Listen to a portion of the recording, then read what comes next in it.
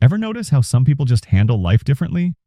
They don't blow up over small things, they don't play the blame game, and somehow they just seem more at peace.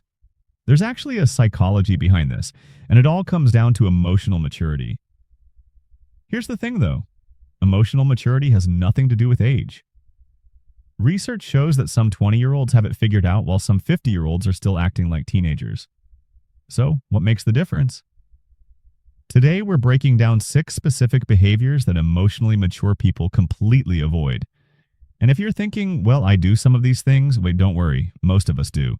But understanding these patterns is the first step to changing them. By the end of this video, you'll know exactly what separates emotionally mature people from everyone else, and more importantly, how to develop this skill yourself. Let's get into it. Number 1, they never avoid taking responsibility. This is probably the biggest one. Emotionally mature people don't deflect blame or make excuses when something goes wrong. And this isn't just about saying my bad when you mess up. It goes way deeper than that. Think about the last time something went wrong in your life. Maybe you got into an argument with someone, or a project at work didn't go as planned. What was your first reaction? If you're like most people, your brain immediately started looking for external reasons. Well, if they hadn't done this, or the timing was just bad. Psychology calls this having an external locus of control. It's when someone believes that outside forces control what happens to them. And according to research published in multiple psychology journals, people with an external locus of control tend to feel more helpless and less satisfied with their lives. Emotionally mature people flip this completely. They operate with what psychologists call an internal locus of control. They ask themselves, what could I have done differently? Instead of, who can I blame for this? Now here's where it gets interesting. Taking responsibility doesn't mean you're always at fault. Let's say someone cuts you off in traffic and you get super angry and yell at your kids when you get home. Sure, the other driver was rude, but your reaction to your kids, that's on you. An emotionally mature person recognizes this distinction. In their 2010 research, psychologists Herwig and colleagues found that self-awareness about our own emotions and behaviors is actually crucial for developing emotional maturity. Without this ability to look inward and own our part in situations, we can't grow. Here's what this looks like in real life. Instead of saying, you made me so angry, an emotionally mature person says, I felt angry when that happened, and I didn't handle it well. See the difference? One puts all the power outside yourself. The other acknowledges your feelings while taking ownership of your response. And get this, research shows that people who take responsibility actually feel more empowered and resilient when dealing with stress. It's like this weird paradox where admitting you messed up actually makes you stronger, not weaker. Number 2, they never let emotions control their decisions. Here's something most people don't realize. Feeling emotions strongly and being controlled by those emotions are two completely different things. Emotionally mature people feel everything. They get angry, sad, excited, jealous, the whole range. But here's what they don't do. They don't make important decisions while in the middle of those intense feelings. According to research in psychological maturity, mature adults understand that rational thinking is what should guide decision-making, not emotions. Relying purely on emotions can lead people to make choices they seriously regret later. Think about it this way. Have you ever sent a text message when you were really angry and then immediately wished you could take it back? Or maybe you've made a big purchase when you were feeling happy and impulsive, only to regret it when the credit card bill came? That's emotions driving the car. Emotionally mature people have what psychologists call distress tolerance. This is the ability to sit with uncomfortable feelings without immediately acting on them. It's like when you're super frustrated with your partner and you want to say something harsh, but instead you take a breath and say, I need some time to cool down before we talk about this. A study on emotional regulation found that people who can pause between feeling and reacting tend to have better relationships, make better financial decisions, and even perform better at work. The pause is where the magic happens. But here's what emotional maturity is not. It's not being emotionless or cold. Some people think being mature means you don't feel things strongly. That's wrong. Emotional maturity is about feeling your emotions fully, acknowledging them, and then choosing how to respond rather than just reacting. Clinical psychologist Lindsay Gibson, who studies emotional immaturity extensively, points out that emotionally immature people often let one bad mood ruin their entire day or week. Something small happens. Maybe they get criticism at work, and suddenly everything is terrible. Emotionally mature people can experience that criticism, feel upset about it, and still show up for other parts of their life without letting that one emotion take over everything. This skill is called emotional compartmentalization, and it's incredibly powerful. You can be disappointed about one thing while still feeling grateful for another. You can be nervous about a presentation and still enjoy your morning coffee. Emotions don't have to be all or nothing. Number 3, they never refuse to be vulnerable. This one surprises people. You'd think emotional maturity means being tough and independent all the time, right? Actually, it's the opposite. According to attachment theory research, emotionally mature people are comfortable with vulnerability. They're not afraid to ask for help, admit when they're struggling, or lean on their close friends and family for support.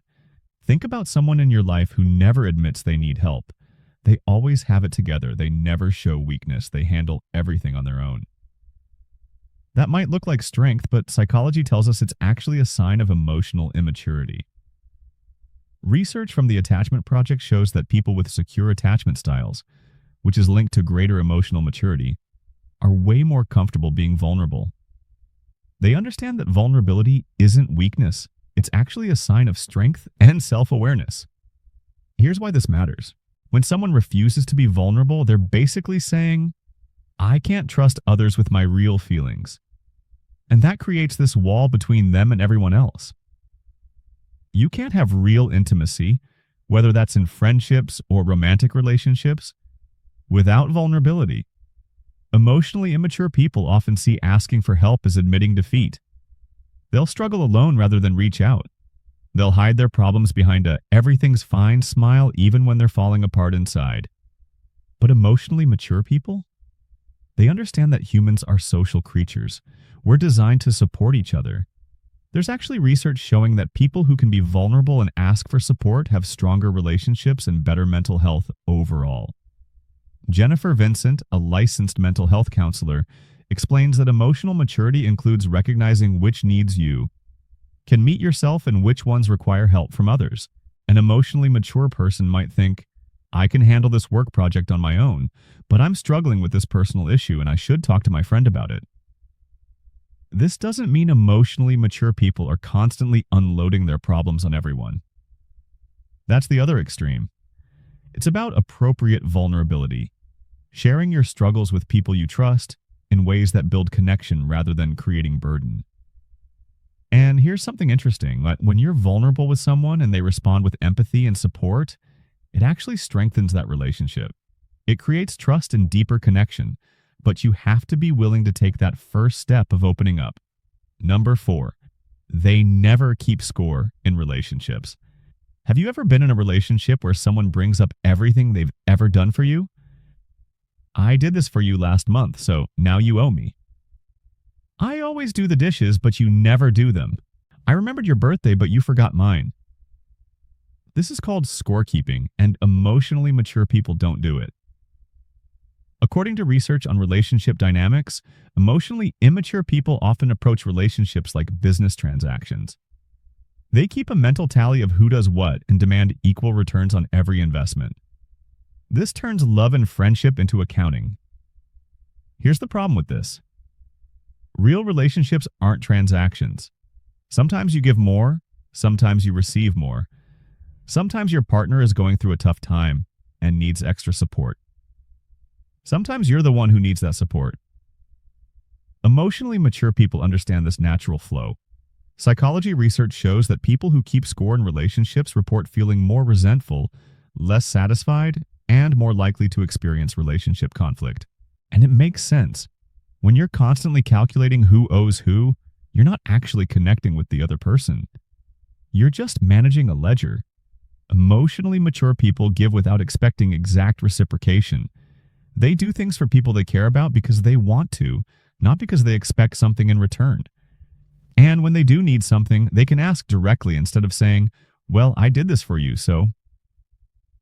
This doesn't mean emotionally mature people let themselves be taken advantage of. That's different.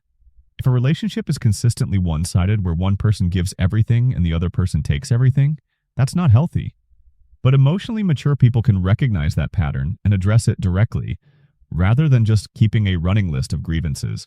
Research from couples therapy shows that successful relationships have what's called positive sentiment override. This means that even when conflicts happen, both people assume the other person has good intentions. They give each other the benefit of the doubt. Scorekeeping is the opposite of this. It assumes the other person is trying to get away with doing less. Think about your own relationships.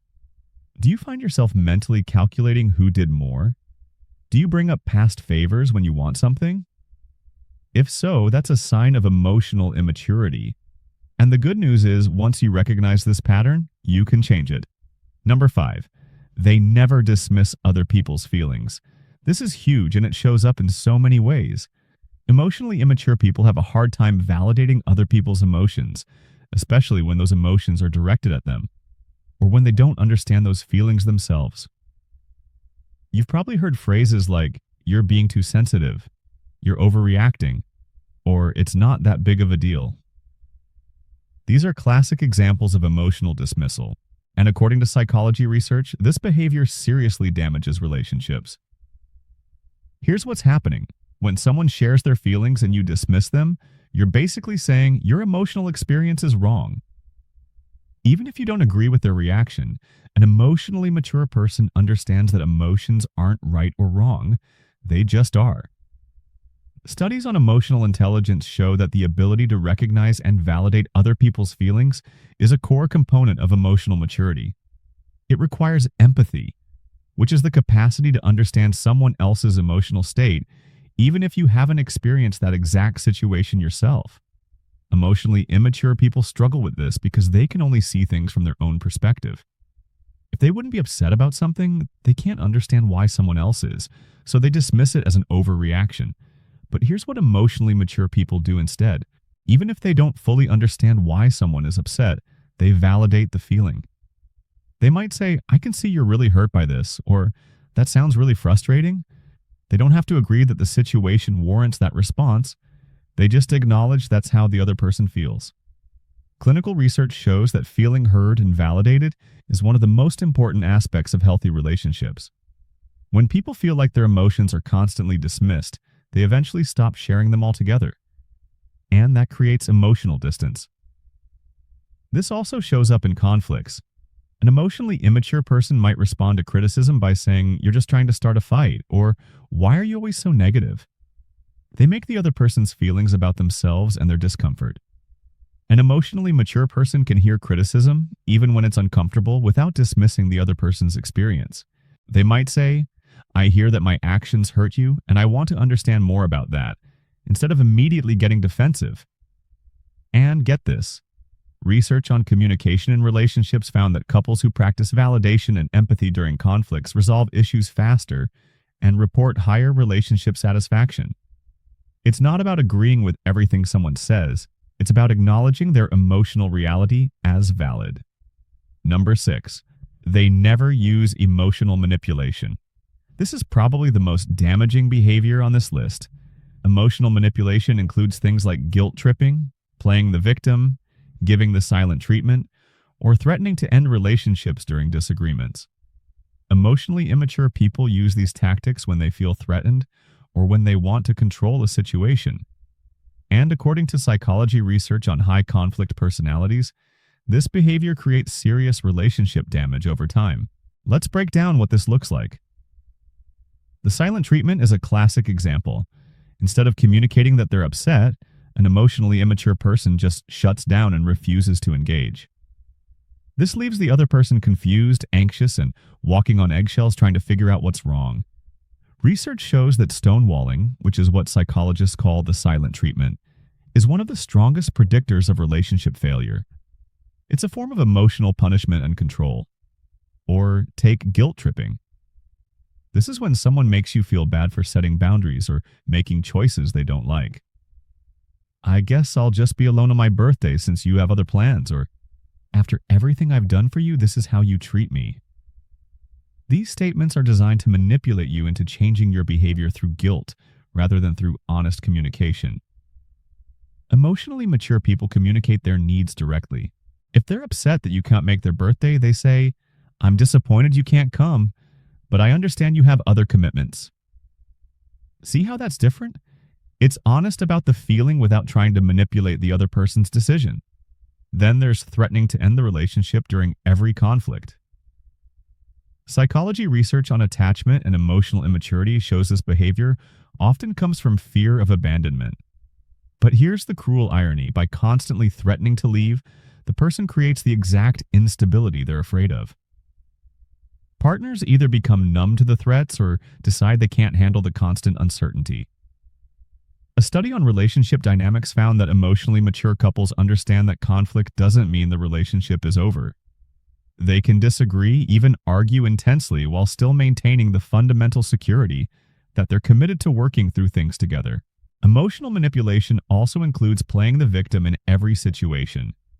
This is when someone refuses to take any responsibility and instead frames themselves as the one who's always being wronged. "You're always attacking me," or "Why does everyone treat me this way?"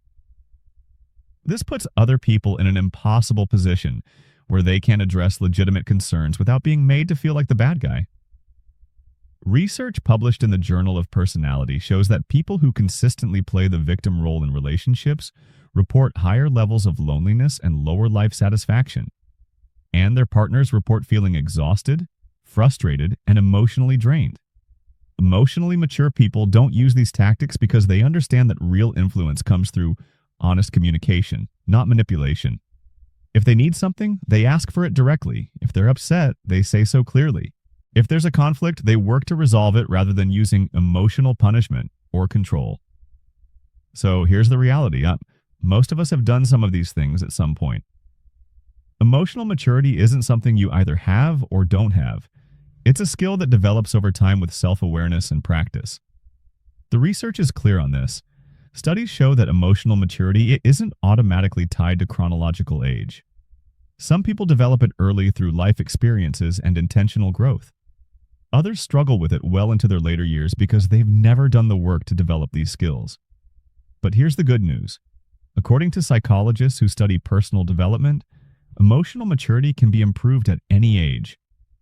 It starts with recognizing these patterns in yourself, which if you've watched this far, you're already doing. Self-awareness is the foundation of all emotional growth. When you notice yourself deflecting blame, ask yourself why. When you feel the urge to keep score, pause and think about what you're really afraid of. When you want to dismiss someone's feelings, consider why their emotions make you uncomfortable. Many people find that working with a therapist helps speed up this process. Therapy provides a safe space to explore these patterns and develop healthier ways of relating to yourself and others.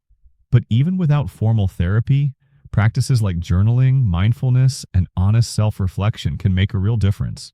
Research from positive psychology shows that people who actively work on developing emotional maturity experience better relationships, higher life satisfaction, better career outcomes, and improved mental health.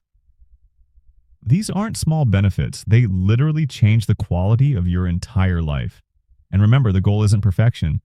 Emotionally mature people still mess up sometimes. They still have moments where they get defensive or reactive or dismissive. The difference is that they can recognize it, take responsibility, and work to do better next time. One study found that the simple act of apologizing when you've behaved in emotionally immature ways can actually help develop your emotional maturity. It creates accountability and awareness that builds over time.